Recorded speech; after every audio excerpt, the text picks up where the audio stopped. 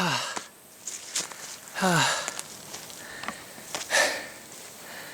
out. Just getting out here exhausted me. Probably about a mile walk with 6 climbing sticks, a stick and pick, 2 pole pruners, 20-30 pounds of water, 20-30 pounds of miscellaneous other gear, 20-30 pounds of extra fat on my body that needs to go.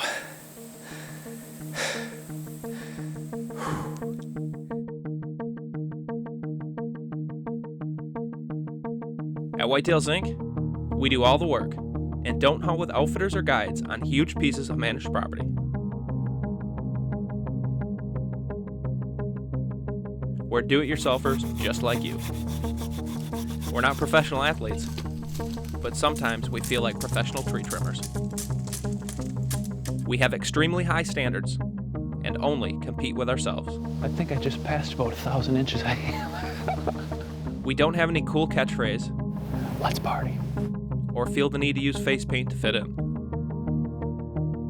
We only use gear that works, and not because somebody's paying us to do so.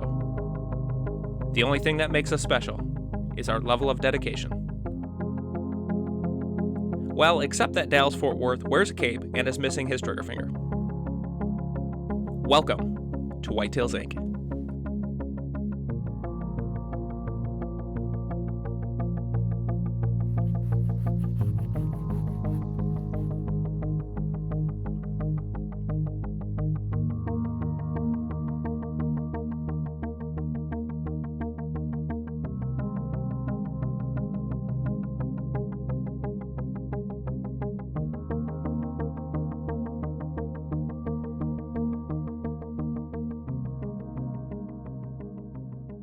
After the last 2 hunting seasons without really having any opportunities at any of the bucks on my hit lists, I knew something drastic had to change. It's all about accessing the core areas of these mature bucks, which wasn't going to be an easy task. In the next several episodes, we're going to dive deep into my preseason work. I will show you what I've done to try to up my odds for the upcoming season. I am beyond confident that my time will come, and I've worked my tail off to hopefully ensure that this time will be soon. This is the time of year where I actually love and hate it at the same time, as much as any other time of the year. It's the time we're out hanging tree stands, and this is the time of year where I test all my equipment out and I determine what is good enough to bring into the hunting season and what needs to be tweaked or changed out. So when it comes to tree stands, climbing sticks, harnesses, all that kind of equipment, saws, all that yada yada. Obviously I'm in the saw business, so it helps out this time of year to be out testing, but first and foremost, I'm a bow hunter, and over the years I've gotten this down to a science as far as exactly what I need to bring in the field and what I don't. And if I don't need it, it doesn't come. I'm just going to quickly go over the gear I use because I use it every day when I'm hanging tree stands, and I found this stuff to work the best of anything out there, and if it didn't work well, I made my own. For backpacks, I have to haul a lot of gear. I'm typically loading 40-50 pounds on my back, plus a tree stand, sticks. So by the time it's all said and done with all the equipment, I'm probably touching 60-70 pounds, I would guess. But so an essential good backpack with waist straps. I think Sitka makes the best ones in the hunting industry. Like I said, I'd be using a different one if I thought it was better. Wicked tree gear, obviously handsaw and our new tree pack. I've been testing this out over the last few days, out doing the real deal, hanging tree stands. You can play around in the office and just go out for little walks and do some testing, but until you actually get on the side of a tree in the moment, 90-degree heat, sweating your butt off, works awesome. Alignment belt, I use a Presic style that has a Presic sliding rope. Works perfectly, you can get these anywhere, and then I use actual climbing carabiners, yada yada. Safety harness. This is a dromedary. It's carries six quarts of water. It's about as indestructible as you can get. I can throw it in the bottom of my pack. You don't have to worry about breaking it. And when it's empty, it packs right down to nothing. And that's key. Camelback. Won't go in the field without it, man. I do not hang stands without it. It absolutely is the essential tool. Carry about two quarts of water right on your back, and you don't have to stop and refill all the time. extra t-shirt, hat, and towel for sweat. I sweat so bad I have to literally change halfway through. And an extra towel and a Ziploc. Mechanics gloves. These are the best gloves that I've found for hanging tree stands. I get the ones with just a thin leather palm. They don't wear as well as some of the other ones, but with any thicker, you don't have any dexterity in your fingers, you can't feel anything. And when you're putting tree stands and stuff up, I think it's a safety issue. I found these to work best with our saws as well. You just get the most grip on any rubber surface or any metal. Another thing is, I always bring my cell phone out. Just for safety reasons, you never know what can happen, man. So I always try to keep my cell phone close, and just in case I need to call in an air rescue or order some pizza. It's a vital tool, just turn it on silent. But here's what I got going on. I got a major trail that runs about, I don't know, a third of the way up this hill. There's this is a big ridge that runs up right up here. And I've found it all around this area before, but I'm just trying to tweak my set here. And that main trail splits off, and it turns into this creek crossing here. You can see behind me, pretty sure anyway. It goes right down across there. So what I'm going to do, there's a ravine that kind of runs down through here, and I've been using these last several years a lot in determining deer movement. Now, the thing you got to plan for, which is hard to plan when you can't plan on a big buck doing anything, but they will not, these big deer, sometimes they'll cruise right down these trails, but I don't anticipate that. I always plan they're going to do something just slightly different than an average deer.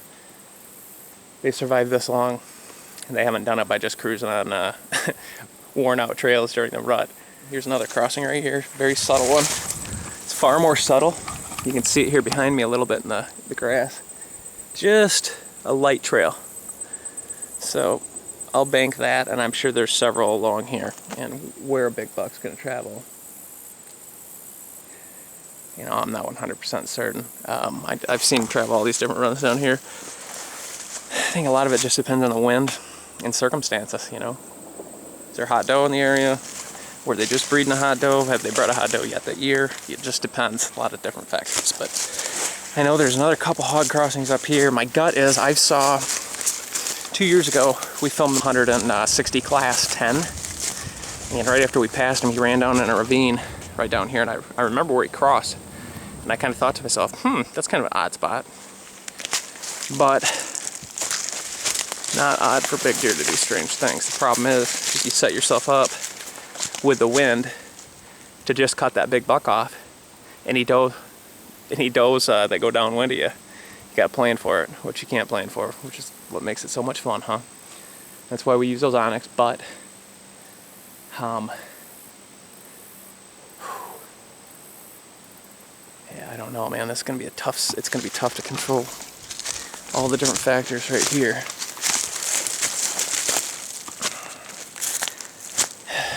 I think I found my spot. It's gonna be a little bit more complicated of a setup, you can see up there, but it's got a little bit more cover going on. The other thing, it's right on a contour between the main ridge, and then it drops down in this bottom, and then there's a tiny little trickling creek down here with a couple of water holes.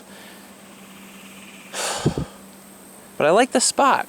It's kind of stupid, but it's got a bunch of trees around it for cover, and we're gonna need it because we've got a ridge that slopes up here behind us, or in front of us, in front of the stand. And I don't know of another way to conceal myself. I mean, it's pretty thick up in here, but you get up in those ridges, and then, you know, you got deer coming straight eye level with you from all directions, and I'd like to have it one way at least better, but I think this is the tree. There's a couple close trees next to it. I think we're gonna be able to get some cover, and we're just gonna have to snuggle in there and have a little snuggle bunny contest or something, man. Yeah, I like it. We'll see what happens. Shoot.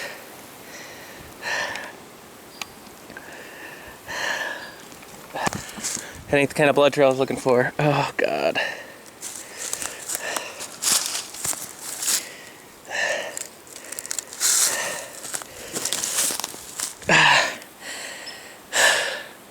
That ain't good.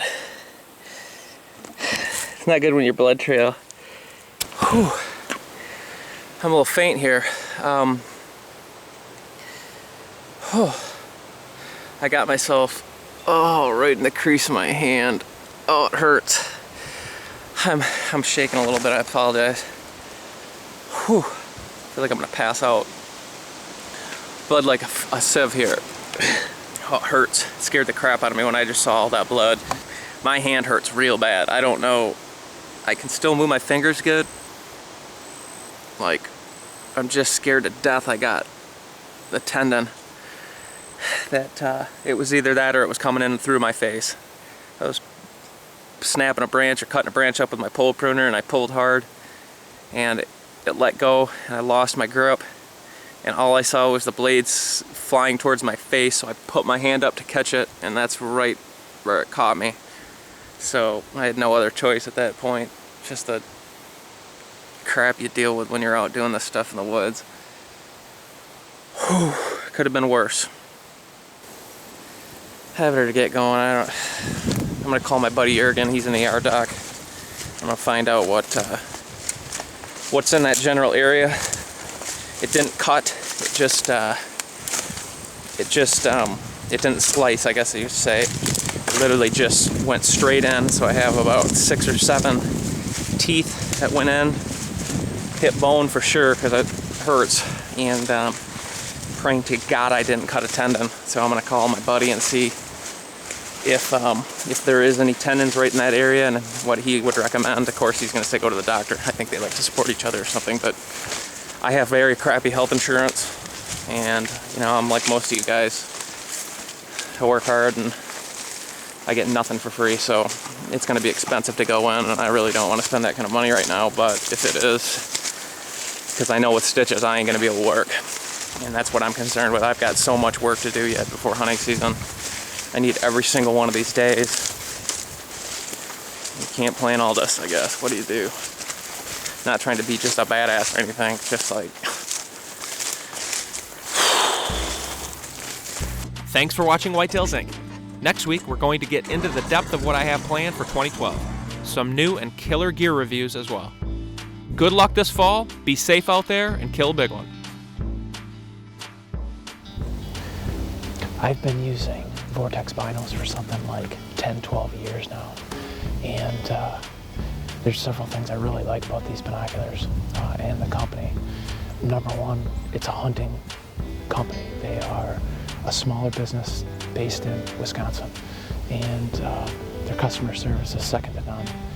Their product quality is fantastic, and they're not some giant corporation that pays all these big name celebrities all kinds of money to promote their products.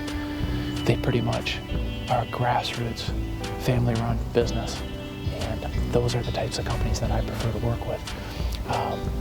The biggest thing is the quality of their optics for the price, I don't think can be beaten. These are a very mid-range price binocular. I actually switched to these from a higher-end Vortex binocular because I wanted something a little bit more lightweight this year. And the glass quality is fantastic. From low light, cold weather, they're clear, crystal clear, and they hold up to an unbelievable amount of abuse. We beat the crap out of these things. The eyepieces don't break like some of the other brands that have cheap eyepieces. These things take an incredible amount of abuse. I mean, we pack them up. I've dropped them out of tree stands, dropped them on cement floors, you name it. And I have yet to have a single issue with any of my Vortex binoculars ever.